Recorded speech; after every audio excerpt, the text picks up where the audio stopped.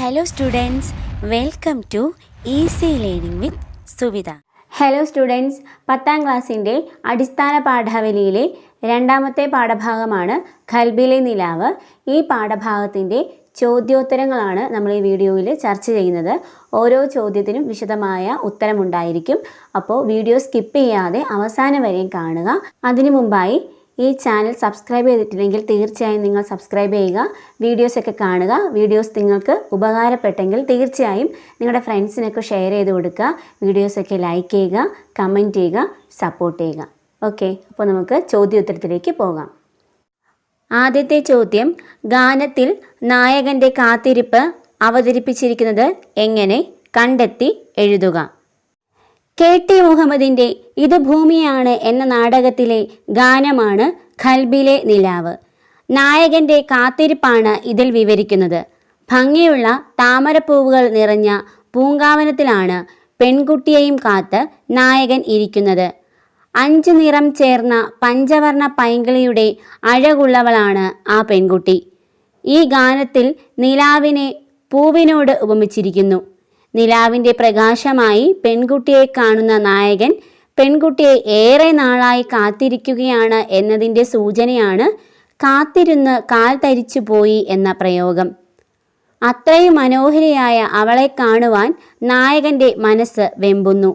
അവളുടെ നോട്ടത്തിൻ്റെ ശക്തിയും സൗന്ദര്യവും വർണ്ണിക്കാൻ വേണ്ടി മാത്രമല്ല, നായകൻ്റെ ഉള്ളിൽ ആ നോട്ടം എത്രത്തോളം ആഴത്തിൽ സ്പർശിച്ചു എന്ന് കാണിക്കാൻ കൂടി വേണ്ടിയാണ് കണ്ണുകളാൽ ഖൽബുകളിൽ കല്ലെറിയുന്നോളെ എന്ന പ്രയോഗം ഉപയോഗിച്ചിട്ടുള്ളത്. നിലാവിൻ്റെ അഥവാ പൂർണ്ണചന്ദ്രൻ്റെ അഴകിനെ പോലും തോൽപ്പിക്കുന്നതാണ് നായികയുടെ സൗന്ദര്യം.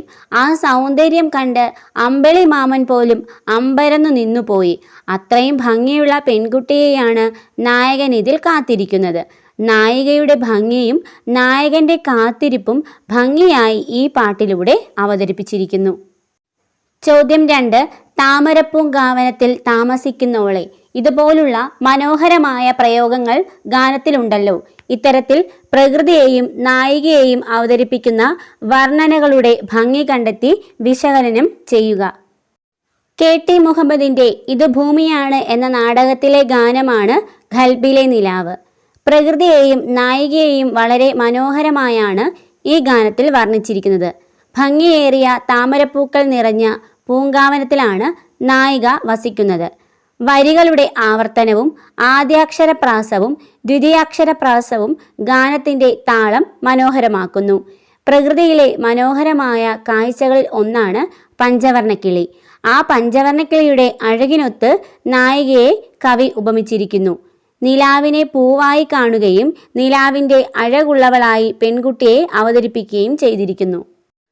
നിലാവിനെ അഥവാ പൂർണ്ണചന്ദ്രൻ്റെ അഴകിനെ പോലും തോൽപ്പിക്കുന്നവളാണ് നായിക.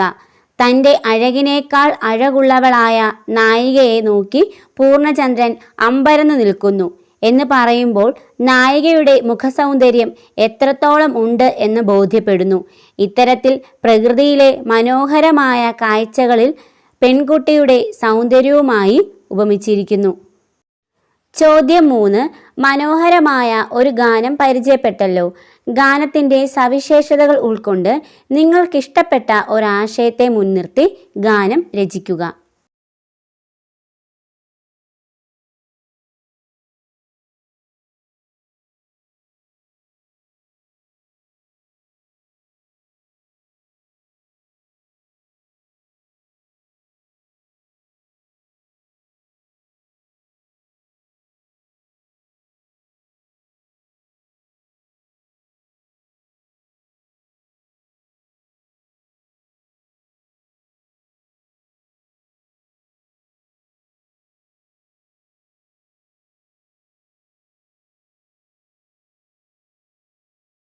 ചോദ്യം 4, നാടകങ്ങളിലും സിനിമകളിലും ഗാനം അനിവാര്യമാണോ എന്ന വിഷയത്തെ അടിസ്ഥാനമാക്കി സംവാദം സംഘടിപ്പിക്കുക.